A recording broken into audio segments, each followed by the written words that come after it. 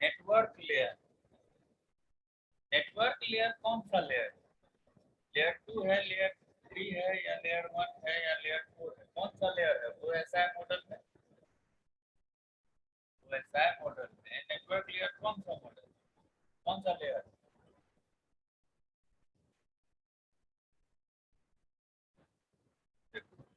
ये है लेयर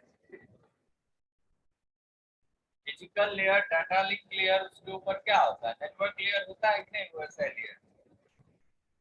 और नेटवर्क लेयर से ऊपर क्या होता है? Transport layer. तो ये ट्रांसपोर्ट लेयर और data link layer, transport layer और डाटा लिंक लेयर के बीच में होता है कौन सा लेयर? Network layer. अब ये नेटवर्क लेयर पे क्या काम होता है, इस चीज को हम जानेंगे, और ये कैसे काम करता है इसी को इस चैप्टर में हमको पढ़ना है। अब जैसे देखो, ये ट्रांसपोर्ट लेयर से डाटा लेगा और डाटा लिंक लेयर को डाटा देगा, यही है नेटवर्क लेयर। अब यहाँ पर देखो, नेटवर्क लेयर पर अभी तक हम जो है जो स्विच पढ़े, स्विच पढ़े, ब्रिज पढ़े, हब पढ़े, ये सो एंड सो, ये हम जितना भी डाटा ये लेयर जो पढ़े, ये सारा पढ़े, वो लेयर 2 पे काम करता था। किस पे काम करता था? लेयर 2 पे काम करता था, यानी कि डाटा लिंक लेयर पे काम करता था। अब ये नेटवर्क लेयर क्या करता है? नेटवर्क लेयर कहता है कि हम राउटर को भी अलाउ करेंगे, किसको? राउटर को भी अलाउ करेंगे। उसके बाद राउटर के बाद ब्रिज को भी अलाउ करेंगे, स्विच को भी अलाउ करेंगे। जो लेयर 2 पे है वो तो स्विच इस पे जरूर होगा। तो ये सबका सब यहाँ पे अलाउ होता है, लेकिन मेनली हमको पढ़ना क्या है? राउटर के बारे में पढ़ना है। तो आखिर नेटवर्क लेयर कहता क्या है, नेटवर्क लेयर का काम क्या है? देखो, इतना जान लो कि नेटवर्क लेयर हमेशा लॉजिकल एड्रेस पे काम करता है। लॉजिकल एड्रेस कहने का मतलब क्या? लॉजिकल एड्रेस कहने का मतलब क्या? आईपी एड्रेस, यानी कि ये हमेशा आईपी एड्रेस पे काम करता है। इसीलिए नेटवर्क लेयर पे इंटरनेट जो है, इंटरनेट और इंट्रानेट दोनों दो चीज है। तो इंटरनेट का जो काम होता है वो मेनली कहाँ पे होता है? नेटवर्क लेयर पे होता है, यानी कि वाइडली रेंज में, वाइड रेंज में हमको अगर डाटा कम्युनिकेट करना है, एक बड़ा सा नेटवर्क तैयार करना है, उसके लिए किसका हेल्प लेना पड़ेगा? नेटवर्क लेयर का हेल्प लेना पड़ेगा। जैसे मान के चलो कि ये हमारा कोई नेटवर्क है, ये नेटवर्क है, ये कौन सा टोपोलॉजी हुआ जी? ये कौन सा टोपोलॉजी? बस मान के चलो कि ये कोई टोपोलॉजी है, ये कोई नेटवर्क है P1, P2, P3, P4, ठीक है। इस नेटवर्क से ये कोई नेटवर्क, यहाँ से कोई एक राउटर जुड़ गया। राउटर को हम क्रॉस का सिंबल जहां पे दिखे तो समझ जाओ कि वो क्या है, राउटर। ये राउटर 1 जो है तो यहाँ पे जुड़ गया। अब इस राउटर 1 से कोई एक नेटवर्क हम बनाते हैं। यहाँ पर मान के चलो कोई हब है, और ये हब जो है तो यहाँ पर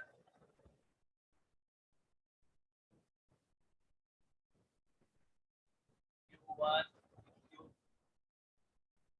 Q3, ये एक अलग है। फिर यहाँ से एक और राउटर हम जोड़ देते हैं R2, और यहाँ से फिर एक नेटवर्क हम बनाते हैं।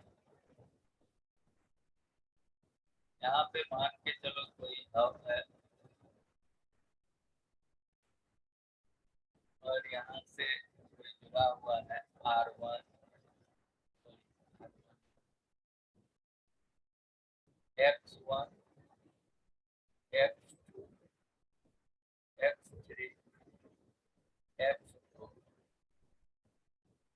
यहां से एक और राउटर हम जोड़ देते हैं R3, ठीक है। इससे कोई भी नेटवर्क कनेक्टेड नहीं है। फिर एक नेटवर्क यहाँ पर कोई हब है,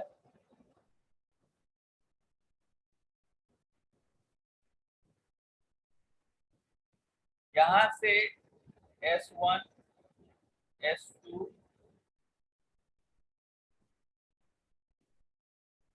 S3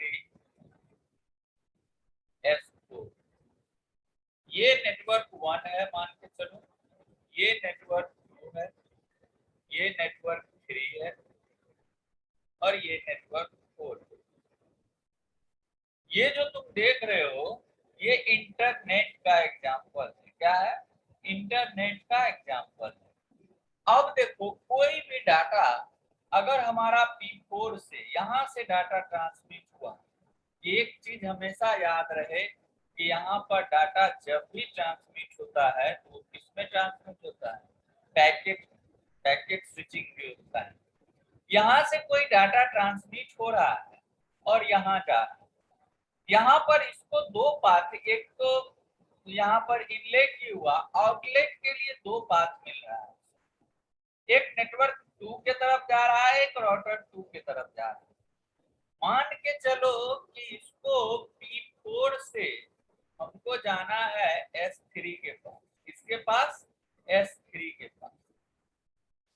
तो यहाँ से P4 से नेटवर्क 1 से निकला और राउटर 1 के पास गया। अब राउटर 1 के पास जाने के बाद इसको क्या नेटवर्क 2 के तरफ ये चला जाएगा या राउटर 2 के तरफ चला जाएगा? किधर जाएगा ये डाटा? पैकेट, ये पैकेट किधर जाएगा?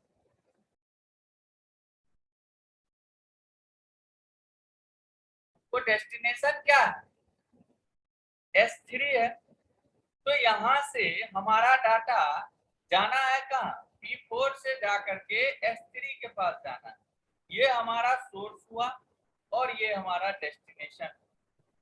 तो अगर ये सोर्स और ये डेस्टिनेशन है तो डाटा जब यहाँ पे आएगा राउटर 1 के पास आएगा तो यहाँ इसको कितना पाथ मिलेगा आउटलेट के लिए? दो पाथ मिलेगा कि नहीं मिलेगा?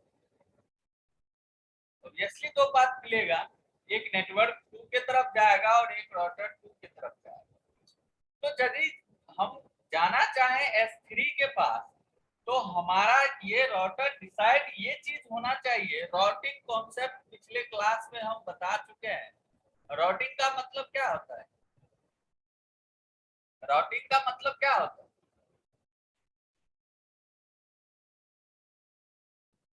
पाथ। पाथ। तो ये राउटिंग जो है ये कहाँ बनाएगा? ये इधर जाएगा क्या? नेटवर्क 2 के तरफ जाएगा क्या? ये नहीं जाएगा, ये सीधा R2 के तरफ जाएगा और R2 के पास गया तो फिर यहाँ पर दो आउटलेट मिला है इसको, एक नेटवर्क 3 मिला और एक R3 मिला। तो ये किधर बढ़ेगा? नेटवर्क 3 के तरफ या R3 के तरफ? R3 के तरफ। यहाँ गया तो यहाँ पर एक इनलेट है और एक आउटलेट है, कोई अदर नेटवर्क इससे कनेक्टेड नहीं है। तो यहाँ तो इसके लिए आसान हो जाएगा और सीधे इस नेटवर्क के पास जाएगा। और इस नेटवर्क के पास जाने के बाद यहाँ पर ये क्या हो गया? ये S3। यहीं पर नेटवर्क और होस्ट, नेटवर्क और होस्ट आईपी एड्रेस शुरू में थोड़ा बहुत बताए थे कि नंबर ऑफ होस्ट कितना होता है, नंबर ऑफ नेटवर्क कितना होता है, क्लास ए में कितना होता है, क्लास बी में कितना होता है, क्लास सी में कितना होता है। याद है कुछ की भूल गए? याद है सर। तो वही नेटवर्क और होस्ट जो है यहाँ पे डिसाइड करता है। तो आखिर रिस्पॉन्सिबिलिटी क्या है नेटवर्क लेयर का? Responsibility of network layer, responsibility of network layer.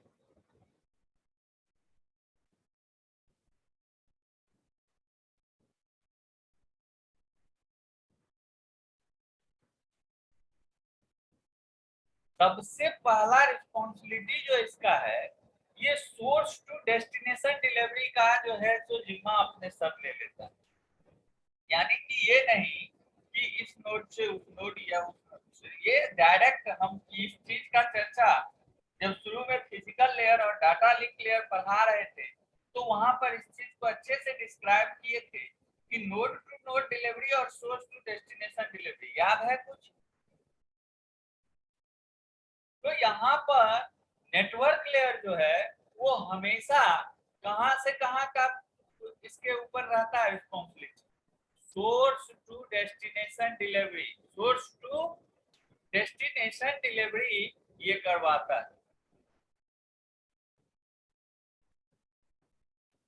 या इसको हम होस्ट टू होस्ट डिलीवरी भी कह सकते हैं, host to host delivery. Host to host delivery कहने का मतलब हुआ कि एक नेटवर्क से दूसरे नेटवर्क में ये इंटर करवा देता है, ठीक है। दूसरा इसका क्या है, दूसरा रिस्पॉन्सिबिलिटी इसका क्या है कि ये लॉजिकल एड्रेस पे काम करता है। किस पे काम करता है? Logical address. लॉजिकल एड्रेस कहने का मतलब क्या हो गया? लॉजिकल एड्रेस कहने का आईपी मतलब क्या एड्रेस। हो? IP address. क्या? IP address. आईपी एड्रेस पे ये काम करता है। अब देखो आईपी एड्रेस का चर्चा जहां हो जाएगा तो आईपी एड्रेस में क्या सब रहता है? क्या सब रहता है? नेटवर्क और होस्ट। होस्ट, ये दो चीज हमारे लॉजिकल एड्रेस में होता है। और जो आईपी एड्रेस हम बताए थे, क्लास फुल आईपी एड्रेस बताए थे, तो उसमें class A, class B, class C और क्लास डी। क्लास ई तो एग्जिस्ट ही नहीं करता लेकिन है क्लास डी और क्लास ई। लेकिन ये तीनों नेटवर्क, ये तीनों क्लास के बारे में बताए थे। सबसे ज्यादा नेटवर्क किसमें होता है और सबसे कम होस्ट? नेटवर्क क्लास सी में सबसे ज्यादा नेटवर्क होता है और होस्ट? और होस्ट भी कम, नेटवर्क क्लास सी में ही होता है कम। सिक्योर कौन होता है सबसे ज्यादा? क्या बोले सर? सिक्योर कौन होता है सबसे ज्यादा? Sir class C. Class A sir, class A सब। नेटवर्क जब ये ज्यादा होगा तो सिक्योर कहाँ से? क्लास ए सिक्योर होता है। तो ये हमारा लॉजिकल एड्रेस जो है, आईपी एड्रेस जो है, वो आईपी एड्रेस नेटवर्क और होस्ट पे काम करता है। और नेटवर्क लेयर जब भी काम करता है तो हमारा किस पे काम करता है? आईपी एड्रेस पे काम करता है। इससे पहले हम मैक एड्रेस के बारे में जाने, तो आईपी एड्रेस के बारे में थोड़ा बहुत हम इसको डिस्क्राइब कर चुके हैं और थोड़ा बहुत इसके बारे में जानेंगे हम। पहले अभी रिस्पॉन्सिबिलिटी जान लेते हैं। तीसरा कि एक फ्रेगमेंटेशन होता है। फ्रेगमेंटेशन समझते हो?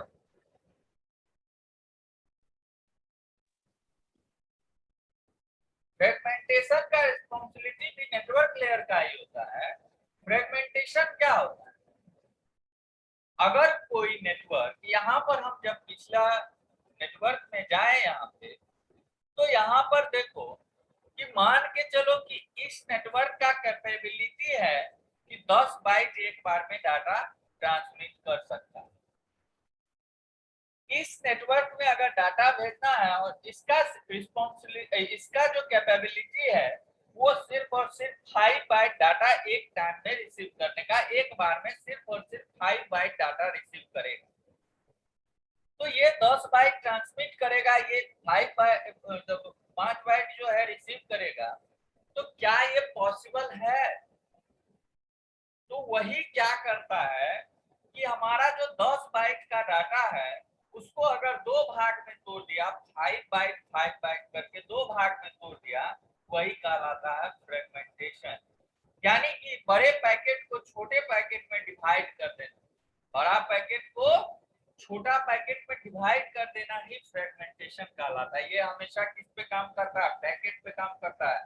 ये क्वेश्चन बहुत ही क्वेश्चन है, ऑब्जेक्टिव में भी पूछ देता है कि नेटवर्क लेयर जो है वो किस पे काम करता है, पैकेट पे काम करता है, बंडल पे काम करता है, किस चीज पे काम करता है? तो हमारा जब भी काम करता है तो ये किस पे काम करता है? पैकेट पे काम करता है। या फिर ये भी पूछ सकता है कि पैकेट स्विचिंग कहाँ पे होता है? नेटवर्क लेयर पे, डाटा लिंक लेयर पे, फिजिकल लेयर पे, ट्रांसपोर्ट लेयर पे, किस पे नेटवर्क स्विचिंग होता है? तो सॉरी पैकेट स्विचिंग होता है, तो किस पे होता है पैकेट स्विचिंग? नेटवर्क लेयर पे ही पैकेट स्विचिंग होगा, क्योंकि ये पैकेट में काम करता है, पैकेट पे काम करता है, पैकेट के थ्रू डाटा ट्रांसमिट करता है। तो यहाँ पर हम क्या देखें कि यहाँ पर हमारा ये फ्रेगमेंटेशन का भी रिस्पॉन्सिबिलिटी किसका है? नेटवर्क लेयर का ही है। और अगला राउटिंग। अब ये राउटिंग क्या है? ये राउटिंग के बारे में भी पिछले क्लास में बता चुके हैं कि पाथ डिसाइड करना कि किस पाथ से डाटा ट्रांसमिट करेगा, वही चीज राउटिंग कहलाता है। जैसे अभी तुरंत हम इस चीज को बताए हैं कि यहाँ राउटर 1 के पास अगर डाटा जाना है P4 को S3 के पास, तो राउटर 1 को डिसाइड करना होगा कि हमारा पाथ क्या होगा। नेटवर्क 1 से किधर जाएगा? R1 पे, और R1 से किधर जाएगा? R2 पे, और R2 से किधर जाएगा? R3 पे, और R3 से कहां जाएगा? नेटवर्क 4 पे। ये कौन डिसाइड करेगा? यही कहलाता है राउटिंग। यही क्या है? राउटिंग है। यानी कि ये राउटिंग का काम, ये पाथ डिसाइड करने का काम किसका है? किसका है ये पाथ डिसाइड करने का काम? ये नेटवर्क लेयर, राउटिंग का। ये नेटवर्क लेयर का रिस्पॉन्सिबिलिटी है कि उसका राउटिंग कैसे हो। राउटिंग जब पढ़ेंगे तो राउटिंग में दो मेथड होता है राउटिंग का, जिसको हम आगे देखेंगे, सिर्फ बता दे रहे हैं, रीप और OSPF। ये दो मेथड है राउटिंग करने का, यानी कि पाथ डिसाइड करने का। वो किस तरह काम करता है वो आगे देखेंगे, उसको अभी अगला ये कंजेशन कंट्रोल जो होता है उस चीज को भी ये करता है, लेकिन ये मेनली जो है तो ये है ट्रांसपोर्ट लेयर का काम। अब कहोगे कि कंजेशन कंट्रोल क्या होता है, तो हम लोग एक चीज जनरल भाषा में कहते हैं कि ये बड़ा कंजेस्टेड, ये बड़ा कंजेस्टेड है। कंजेस्टेड कहने का मतलब क्या? कि जितना उसका कैपेबिलिटी है उससे ज्यादा उसमें लोड आ गया। हाँ, कोई लिफ्ट में हम इंटर कर रहे हैं, तो अगर उस लिफ्ट का कैपेसिटी 8% का है और उस लिफ्ट में अगर 15% इंटर कर जाए, तो क्या हो जाएगा? वो लिफ्ट में कंजंक्शन आ जाएगा कि नहीं आएगा? कंजेस्टेड हो जाएगा वो कि नहीं हो जाएगा? तो वही चीज यहाँ भी है कि ये कंजेशन कंट्रोल कभी कभी नेटवर्क लेयर पे होता है, नहीं तो ये बेसिकली किस पे होता है? ट्रांसपोर्ट लेयर पे ये कंजेशन कंट्रोल होता है। ये नेटवर्क लेयर पे ना के बराबर होता, कभी कभार ये पॉसिबल है, मे बी। तो ये कंजेशन कंट्रोल क्या करता है कि हमारा डाटा फ्लो जो हो रहा है उसको ये जो है तो थोड़ा सा कंट्रोल में लाता है कि ऐसा डाटा ना फ्लो हो जाए कि वहां पर रिसीव करने वाला जो भी नेटवर्क है वो रिसीव करने के लिए तैयार ही ना हो, और डाटा जो है तो पूरा वहां पे पहुंच रहा हो, तो वहां डाटा क्या हो जाएगा? लॉस हो जाएगा। तो इसीलिए कंजेशन कंट्रोल भी हमारे नेटवर्क लेयर में थोड़ा सा रिस्पॉन्सिबिलिटी इसके पास भी होता है, लेकिन मेनली इट्स डन ऑन कौन सा layer? Transport layer. Transport layer. यही हमारा जो है सो नेटवर्क लेयर का रिस्पॉन्सिबिलिटी है। क्या रिस्पॉन्सिबिलिटी है? कि सोर्स टू डेस्टिनेशन डिलीवरी करवाएगा, यानी कि एक होस्ट से दूसरे होस्ट तक पूरा डिलीवर करवाना, ये किसका काम है? नेटवर्क का काम है। लॉजिकल एड्रेस जनरेट करना, लॉजिकल एड्रेस यानी कि आईपी एड्रेस जनरेट करना, ये किसका काम है? ये नेटवर्क लेयर का काम है। फ्रेगमेंटेशन करना, फ्रेगमेंटेशन कहने का मतलब क्या हुआ कि एक बड़ा पैकेट को छोटे छोटे पैकेट में डिवाइड करना। जो एक बड़ा पैकेट है जो नेटवर्क में हमारा नहीं जा सकता है, या फिर रिसीविंग होस्ट जो है उसका नेटवर्क उसको रिसीव करने के लिए कैपेबल नहीं है, उस स्थिति में फ्रेगमेंट करना यानी कि बड़े पैकेट को छोटे छोटे पैकेट में तोड़ना, ये भी रिस्पॉन्सिबिलिटी किसका है? नेटवर्क लेयर का है। राउटिंग करना यानी कि पाथ डिसाइड करना कि एक जगह से, एक नेटवर्क से दूसरे नेटवर्क में अगर जाना है तो किस पाथ से जाना होगा, यानी कि शॉर्टेस्ट पाथ क्या होगा। शॉर्टेस्ट पाथ क्या होगा, उस शॉर्टेस्ट पाथ को आइडेंटिफाई करना वो किसका रिस्पॉन्सिबिलिटी है? नेटवर्क लेयर का रिस्पॉन्सिबिलिटी है। कंजेशन कंट्रोल करना यानी कि जब हमारा नेटवर्क हो सकता है वहां कंजेस्टेड हो जाए, नेटवर्क में लोड जितना होना चाहिए उससे ज्यादा हो जाए, तो उस चीज को भी थोड़ा बहुत कंट्रोल नेटवर्क लेयर करता है। लेकिन ये मेनली काम किसका है? ये ट्रांसपोर्ट लेयर का काम है कि ये किस तरह से डाटा जो है तो वहां पर ओवरफ्लो ना करे, कंजम्पशन का स्थिति ना वहां पे पैदा हो। ये कौन करता है? तो ये ट्रांसपोर्ट लेयर करता है। लेकिन कभी यदि छोटा मोटा कुछ थोड़ा सा